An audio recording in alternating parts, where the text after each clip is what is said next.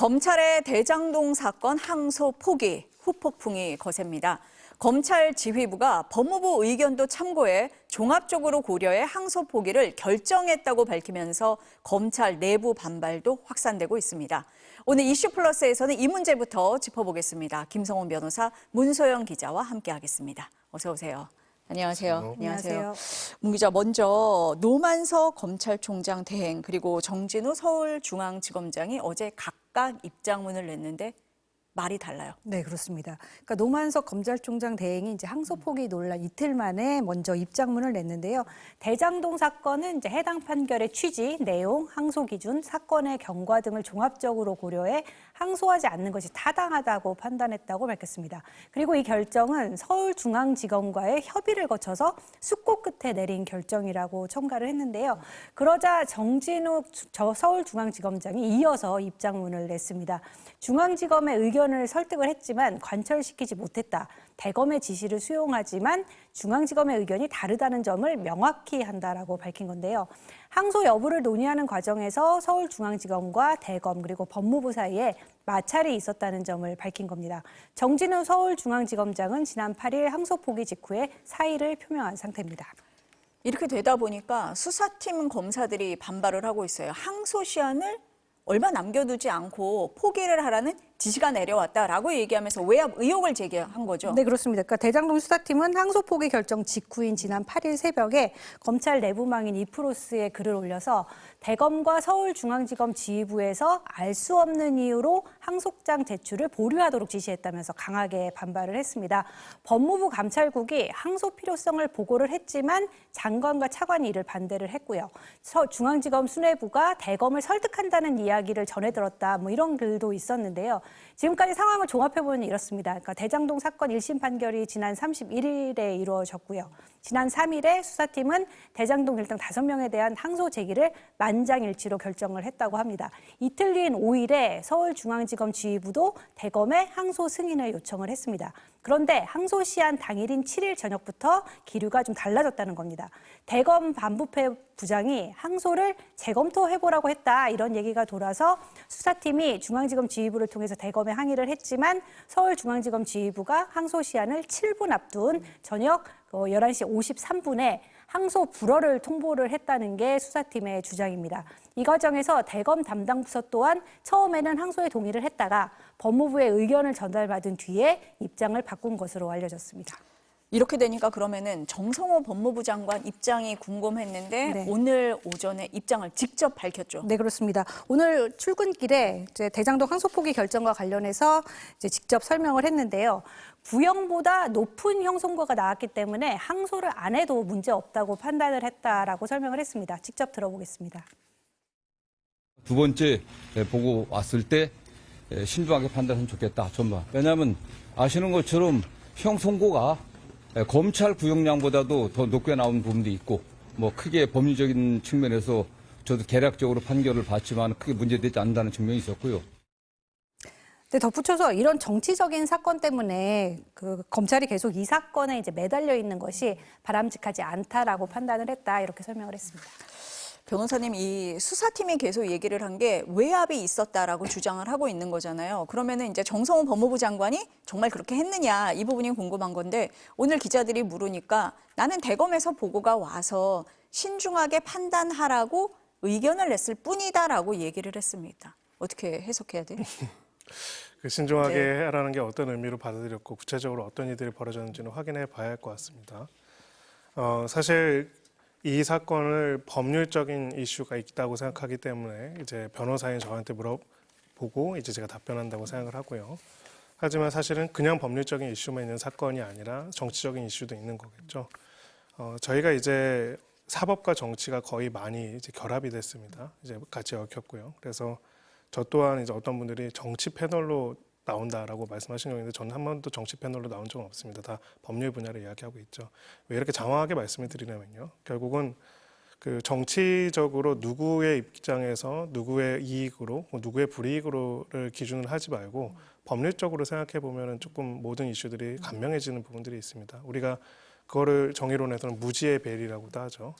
누구의 사건이고 특정인의 무언가가 아니라 일반적인 사건인 경우라면은 일반적인 사건에서 어떤 판단과 어떤 프로세스가 되는 것이 맞고 그것이 지금 가지고 있는 우리 사법 시스템에서도 적정한 것인지를 기준으로 판단해 봐야 한다고 생각하고요. 이 사건에서도 마찬가지라고 생각을 합니다. 그렇다면 우리가 정리할 쟁점들이 몇 가지가 나온다고 생각합니다. 구체적인 사건의 항소 여부에 있어서 수사팀이 항소를 하고자 할 때 그것을 소위 말해서 법무장관 혹은 대검 지휘부가 항소를 하지 못하도록 할 수 있는 권한이 적법하게 있는가. 그리고 두 번째, 그런 권한을 행사하는 과정이 있다고 하더라도 그 권한의 요건과 내용은 어떻게 되어야 하는가. 세 번째, 구체적으로 이 사건에 있어서는 특별하게 그런 권한을 행사할 만한 사유가 있었고 거기에 대해서 그 요건이 갖춰졌는가.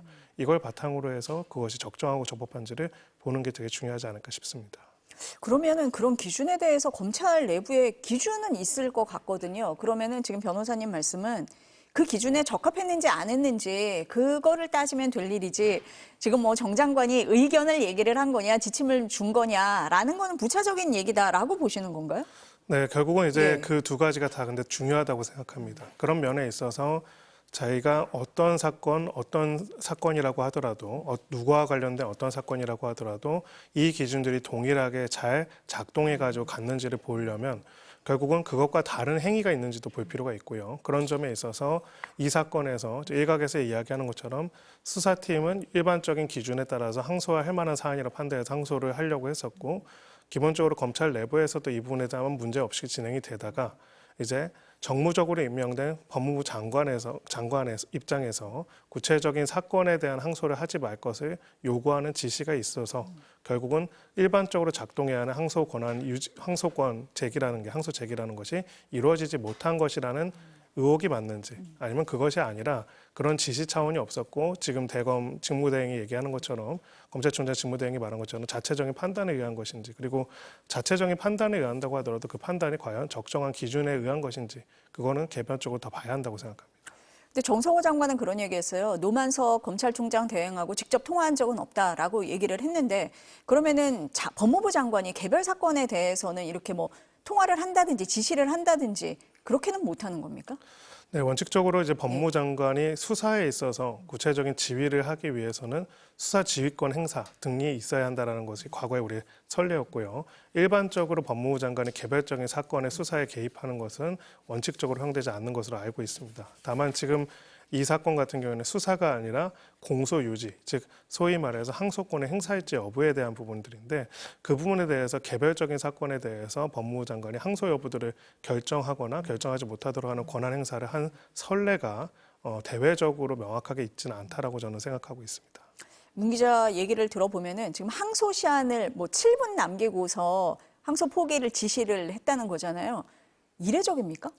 네, 매우 이례적입니다. 왜냐하면 이제 뭐 여러 논란들을 봤지만은 법에서는 어느 기한과 시한이라는 게 굉장히 중요하기 때문에 예를 들어서 항소를 언제까지 자정까지 해야 한다고 하면은 항소장은 당연히 미리 다 써놓고 제출만 하기 위해서 준비를 하는 거거든요. 접수를 준비를 하고 있는데 보통 이제 그런 결재가 이제 7분 전에 내려지게 된다면 사실 굉장히 어렵겠죠. 예를 들어서 7분 전에, 막 5분 전에 갑자기 제출하라고 그러면 아무리 준비를 했다고 해도 굉장히 어려움이 있을 수 있고요. 그런 부분에 있어가지고는 전체적으로 지금 이 모든 프로세스들이 일반적인 통례적인 기준과는 굉장히 달랐다는 걸 보여주는 하나의 징표라고 볼 수 있습니다. 왜냐하면은 항소할 필요성이 없는지, 항소할 이유가 있는지에 대해서 판단이 이루어졌다면은 그렇게 마감 그 7분 전에 내용이 내려온다는 것들은 굉장히 통상적이지 않기 때문이죠. 이례적이다라는 말씀이시네요. 문 기자. 근데 노만석 검찰총장 대행이 입장문을 내면서 항소하지 않는 것이 타당하다고 판단했다.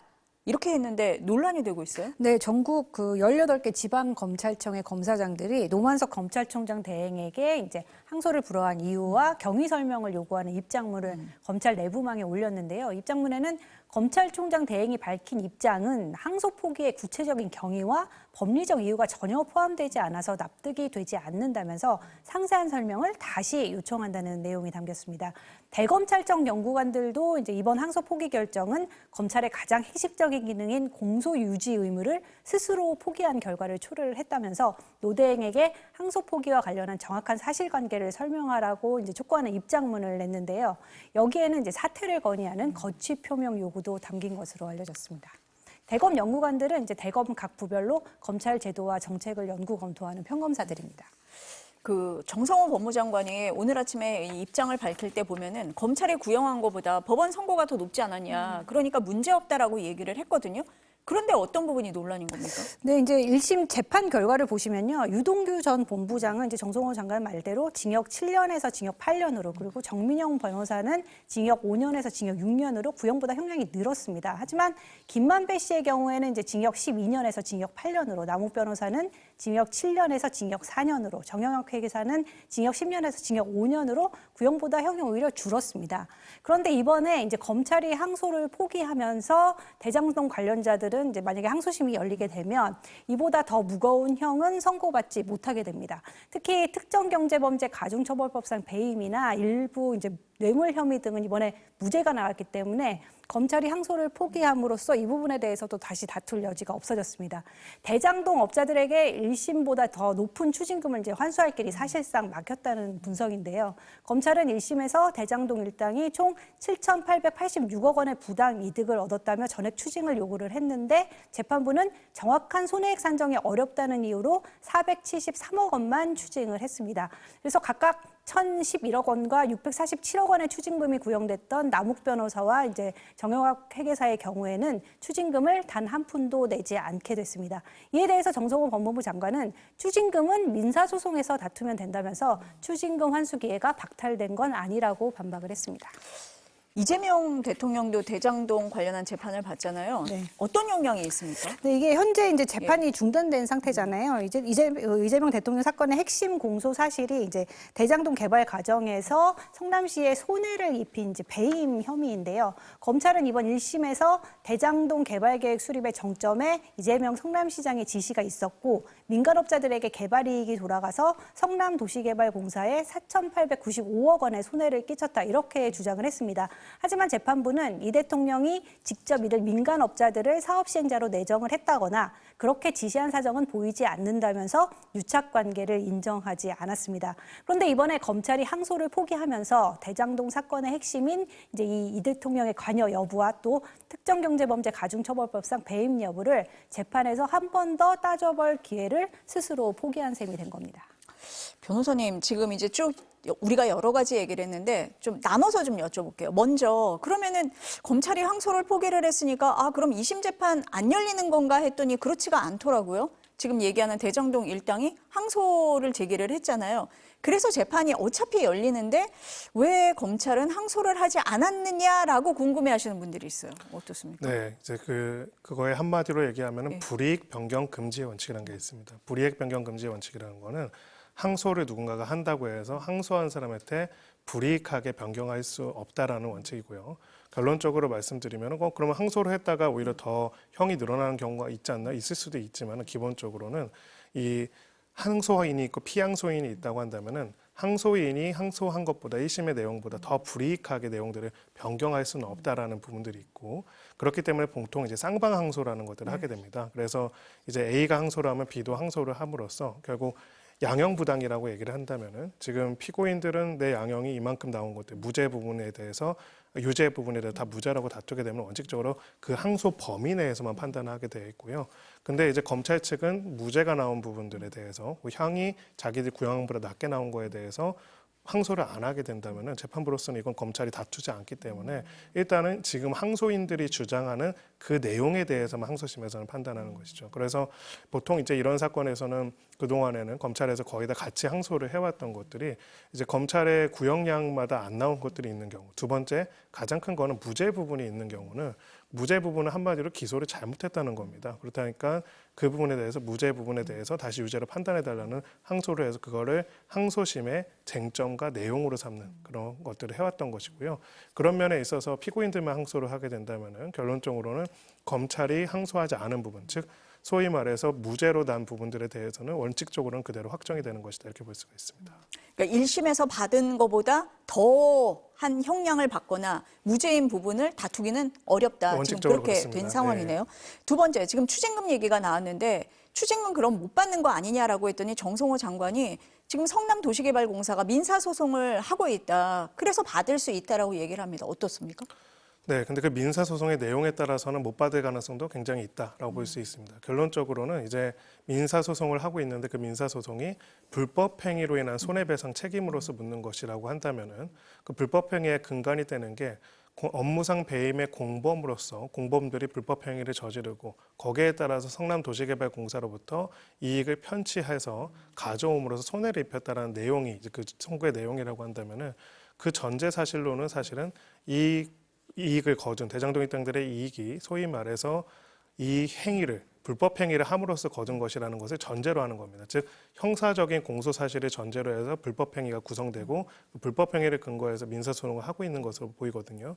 그렇다면 지금 이야기한 것처럼 이게 불법 행위가 아니라 당시에 이제 배임이나 이런 부분들이 없었다, 전혀 문제가 없었다라고 판단한다면은 원칙적으로 그 근거가 되는 불법 행위 청구도 원인이 없게 되는 거라고 볼 수 있겠죠. 그래서 추징 보전 자체라기보다는 그 추징 보전의 전제가 되는 행위, 즉 배임 행위로서 불법 행위로서 성남도시개발공사에 손해를 끼쳤다라고 하는 전제 자체가 형사적으로 근거가 없는 것으로 판단되게 된다면은 형사와 민사가 원래 별개긴 하지만은 그래도 기본적으로 민사소송에서도 굉장히 중요한 자료로서 영향을 미칠 가능성은 높다 이렇게 생각합니다. 영향을 미칠 수 있다라고 보시는 거고 또 하나 이재명 대통령 재판에는 영향이 없다라는 정성호 장관 주장은 어떻습니까? 네, 영향이 있을 수 있다라고 보는 게 맞다라고 생각을 합니다. 결론적으로는 이제 1심 판결이 2심에서도 3심에서 그대로 유지가 될 수도 있고 만약에 이제 항소심에서도 다르게 판단이 될 가능성도 배제할 수 없다는 점을 고려해 봤을 때는 결론적으로 해서 지금 기소된 이 당사자들과 어차피 이재명 대통령 같은 경우에는 공범 관계로서 사실상 기소가 되어 있는 그런 상황이기 때문에 결론적으로 이들에 대한 무죄가 확정이 되고 이후에 이제 이 무죄를 다투지 않고 계속 그 이대로 판결이 확정이 되게 된다면은 그렇다면은 이재명 대통령 재판에서는 그 해당되는 공범 관계에 있는 사실에 대해서는 더 살펴볼 거 없이 무죄가 확정된 것이기 그대로 원용될 것이기 때문에 영향이 있다라고 보는 게 법리적으로는 맞습니다. 법리적으로 볼 때는 영향이 있다라고 보신다라는 겁니다. 문 기자 지금 검찰 내부 반발이 거세요. 그런데 일각에서는 선택적인 반발이다, 정치적 반발이다 이런 비판도 나와요. 네, 그렇습니다. 그러니까 김건희 씨 출장 조사 무혐의 내려졌을 때나 또 윤석열 전 대통령 이제 구속 취소 항고 포기 상황이 벌어졌을 때 그때는 침묵했던 검찰이 왜 이번 대장동 사건에만 집단 반발을 하느냐는 건데요.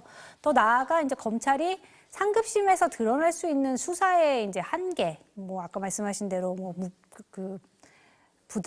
부당한 기소 이런 부분들이 이제 드러날까봐 전략적으로 항소를 포기한 거 아니냐 이런 의문으로까지 번지고 있습니다. 그러니까 겉으로는 외압과 내부 갈등으로 인한 이제 항소 포기로 비춰지지만 실제 항소를 제기할 경우에 검찰이 얻을 실익이 이제 거의 없다는 현실적인 판단을 한 거 아니냐 이런 추측이 나오고 있는데요.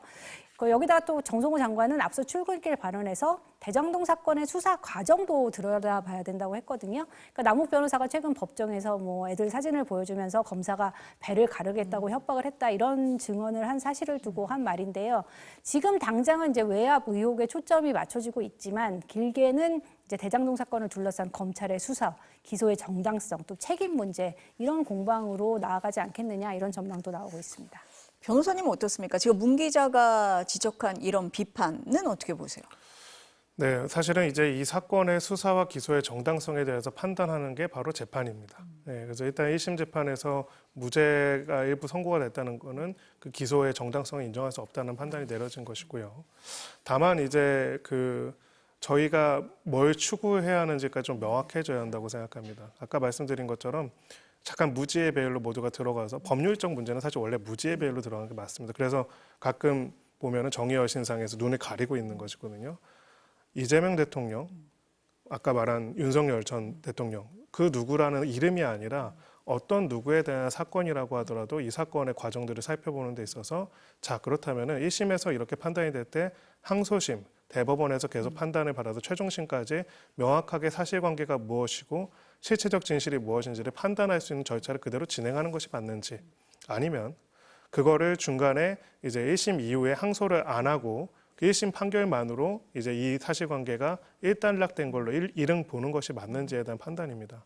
저는 이제 결론적으로 말씀드리면은 여기에 있어서는 기본적인 통례와 원칙에 반해가지고 뭐 항소를 안 한다거나 그렇게 하는 것이 더 정당화될 수는 없다고 생각을 합니다. 이유는 되게 명확합니다. 특정 정치인이 좋고 싫고의 문제가 아니고요.